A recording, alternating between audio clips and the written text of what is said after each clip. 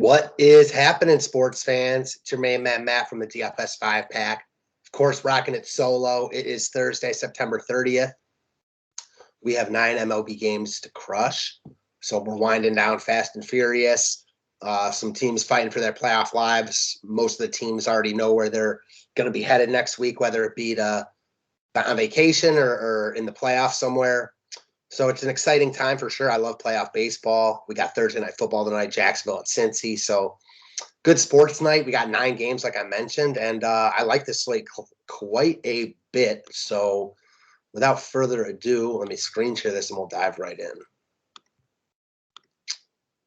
And right in that nice sweet spot of games, 13's a lot like we had last night. Under 10, between like 6 and 10, I like a lot. So we got 9 here.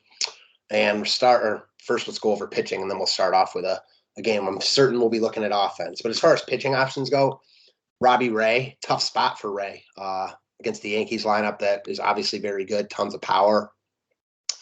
Ray is having a phenomenal season. He's the front runner for AL Cy Young right now, and this could really cement his case if he has a dominant outing here.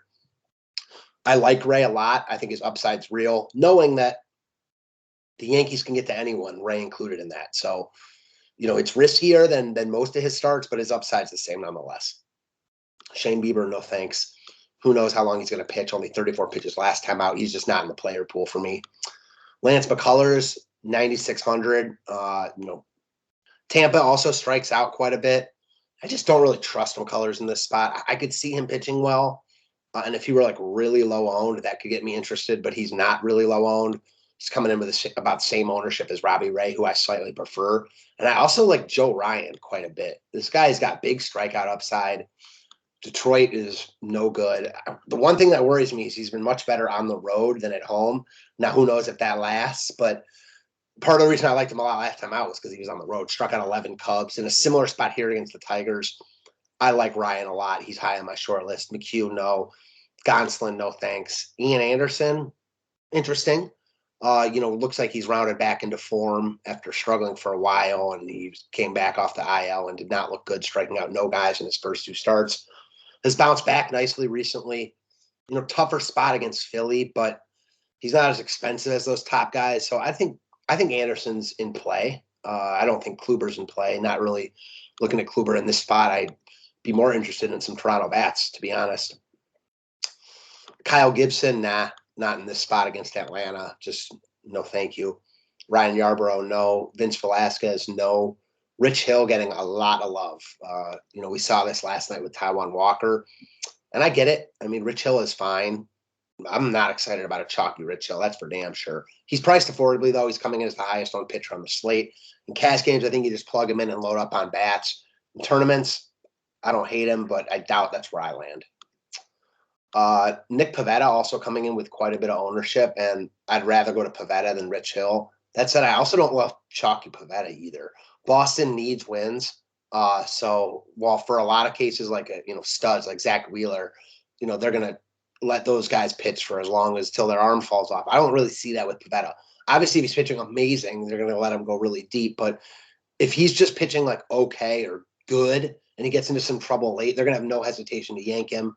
So at 7K, I don't hate it by any means, but I don't think he's got like tremendous upside. Skubal not throwing a ton of pitches, so no thank you.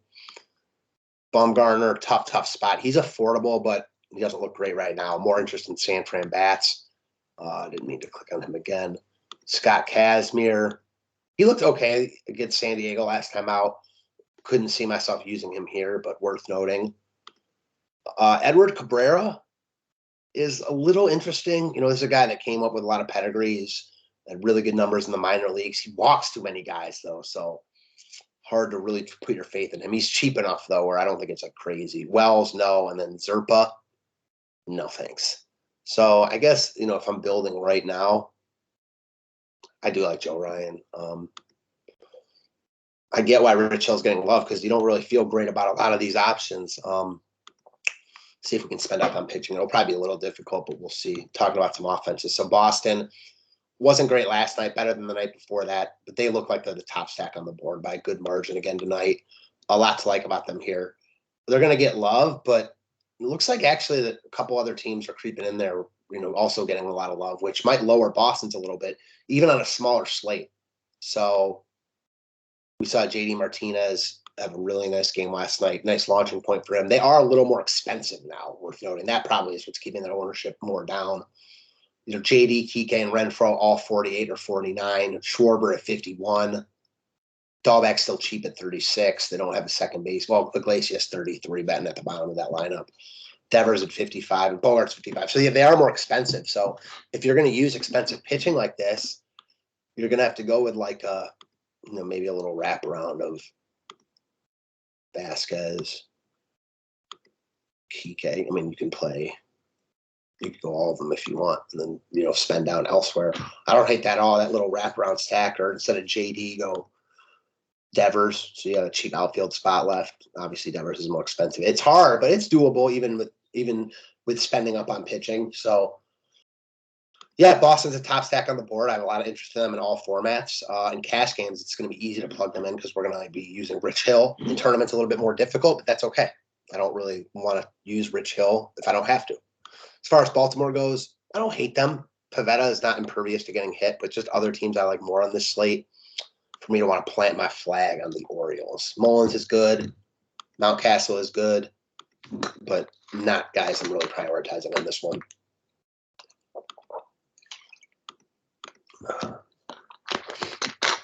All righty, Yankees and Blue Jays. Robbie Ray, who I like against Corey Kluber. As much as I like Robbie Ray, if you're not feeling him, I mean, you can always make a case for the Yankees because they're just so good. Judge, Stanton crushes lefties, obviously on another level right now, aside from an off game last night. But really, for me, I like the Blue Jays here. Had a nice game last night. Bo Bichette was a monster. 2 bombs and a double.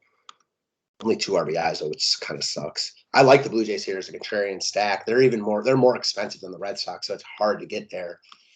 Simeon having a fantastic year. I like Teoscar a lot. Teoscar is like the cheapest one of the crew, and he's like the same price as the expensive Red Sox. So Toronto's going to be very low owned. Kluber is not really a guy that we want to go out of our way to pick on, but with a team like Toronto, I'm not scared to pick on him at all. And I like Toronto a lot if you can get to him. And maybe that's where I wouldn't mind using Rich Hill and spending up on Toronto because they're not getting any love. Speaking of Rich Hill, we got Miami and Edward Cabrera taking on Rich Hill and the Mets. So with Rich Hill getting a lot of love, I don't think that the Marlins are a crazy look here, but they're just so bad. I get why Hill's getting love. Kind of just hope that he's not great and the Marlins are the Marlins are feisty, if I should say, and put up a fight here. Certainly not excited about them. And as far as the Mets go, man, they're so cheap. Cabrera walks guys. Baez has been good lately, not great, but good. Pete Alonso under 4K. Conforto 2,800. He homered yesterday. Man, the Mets make for a really cheap stack. It looks like they're getting a little bit of love, but nothing drastic. And if their team, I could easily see stacking with pitching like this, Ryan and Ray, and stacking. I mean, you could make this work easily. Clicked off them, but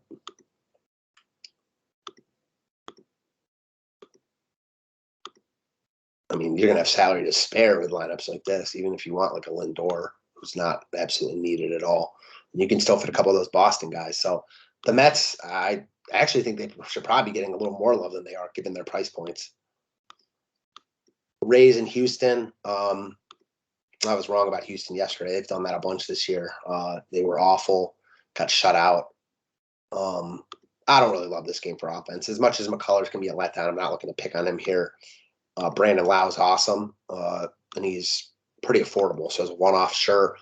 Nothing full stack for me here. Houston, I don't hate Houston. I'm certainly not scared of Colin McHugh or Ryan Yarborough, where like they can't get hit.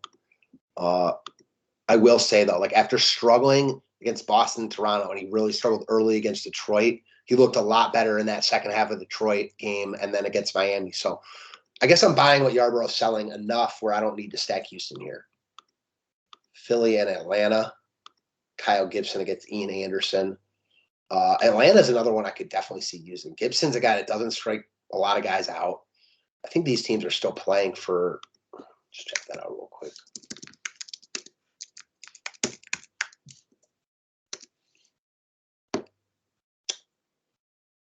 mean, yeah. So the Braves are pretty much locked in. I think that they would have to lose all their games and Philly would have to win, but still, like they're still playing for something tonight. The Braves are pretty affordable. Soler leading off. He's been good for Atlanta. Like he started off the year awful for KC. He's been good. Freeman. This team's going a little bit under the radar, and I like them. They're also expensive, and I understand why they're not getting a ton of love. Riley crushes righties. Yeah, I don't mind Atlanta here. And then Philly. I'm more on Team Ian Anderson than I am Philly. I don't think Philly's crazy. A lot of these offenses are good in tougher spots. I mean, they're similar to like Tampa, Houston. I think Tampa's got a better offense, but they're in a worse matchup. So they're very similar in my mind. I can't say I'm going to be prioritizing the Phillies in this spot.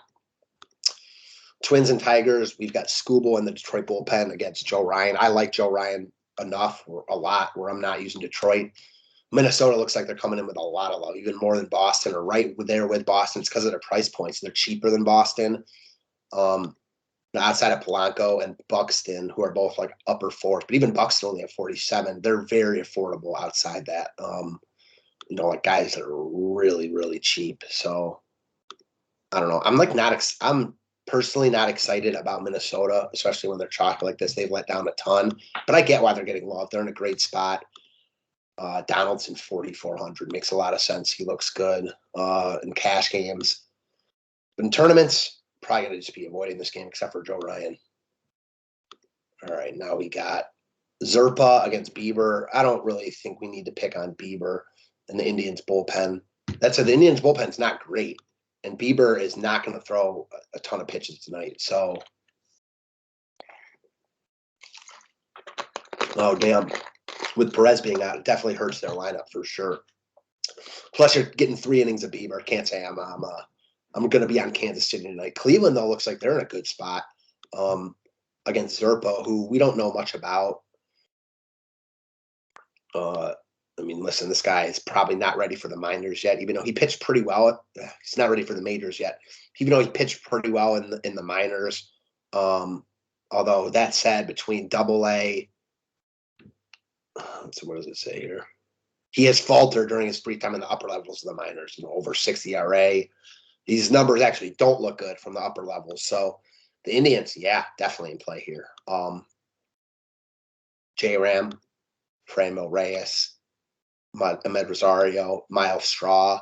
They got some cheaper guys in Mercado and Harold Ramirez. Now, I will say sometimes these guys come up. I've seen against the Indians time and time again, like these no-name, no-pedigree type guys and come up and pitch a gem. It could happen here, but I don't think that's where I really want to put my money in. It's definitely more on the Indian side. Giants and Diamondbacks. So the Giants were another big letdown last night, only scoring 1 run. Looks like they're getting quite a bit of love tonight against Madison Bumgarner, and I get it. Wilmer Flores, 2,900. Longoria, 3,800. Chris Bryant's our most expensive guy at 48. It makes a ton of sense. I don't know if Posey will be in the lineup. If he's not, you got a cheap Casale. If he is, Posey's good. No Brandon Belt hurts their lineup, but it makes them cheaper. So I will say, watch for pinch hitters, though, tonight because, San Fran's not afraid to do that at all. They're playing for their, the NL West lives right now. They need wins because the Dodgers aren't stopping winning either. Excuse me. So, yeah, I'd just kind of beware of pinch hitting if you're full stacking the Giants. That said, they're in a good spot. I don't hate Arizona against Casimir. It looks like they are getting a little bit of love, unfortunately. I liked Carson Kelly yesterday against a lefty, and I'll go right back there. I'll be hitting in the middle of this lineup at 3,300. I always like him against lefties. He's got big power. Christian Walker, cheap as hell. Ketel Marte, very affordable for his upside. Yeah, I don't know. I'm not excited about the lineup, but I don't hate pieces either. I guess it's how I should say it. Last but not least, we've got Tony Gonsolin facing something for the Padres. Oh, Vince Velasquez. Yeah, so the Dodgers were massive last night. I liked them. Obviously did not get to them, of course, because I like the Giants and Astros a little bit more. That was disappointing. As far as tonight goes, the Dodgers look great again. They're even like They're cheap. Well, I wouldn't say cheap. I was just looking at Turner under Machado. Betts under 6K. Pollock with a monster game last night. I was going to say Taylor hadn't been playing a ton, but I guess he was back in there recently. Bellinger homered late last night. I like the idea of getting to Cody Bellinger here against a guy that has, throughout his career, struggled against lefty power. The Dodgers look very good here. Bellinger, Seager, Trey Turner is just on another level right now. I guess he wasn't great last night, but sandwiched in between those two sevens are 320 pluses. So we'll take that. And yeah, Bellinger's pretty cheap. So even if you just want to get to him as a one-off, oh, he's very cheap, 3,300. I like that a lot. So yeah, he's a guy that fits this lineup to the T. And as far as the Padres go, I don't hate them either. Looks like Tatis is the only guy getting love, and I get that. He's very affordable for who he is. That said, he has not been great. I mean, slumping. I always like guys coming back, though, after they get a day off. I'm sure he wants to finish the season on a right note. Tatis makes a lot of sense. He's getting love, and I like him. Machado had a nice night last night against Scherzer. Machado looks good right now, too. I don't hate using a couple Dodgers or Padres bats. I'm certainly not afraid of Tony Gonsolin, even though he's not like a gas can. I don't know. The Padres, probably more of an honorable mention for me. The Dodgers look like one of the better offenses on the slate right there with like the Red Sox, the Indians, the Giants. The Dodgers are probably right after Boston as the top offense on the slate in my eyes.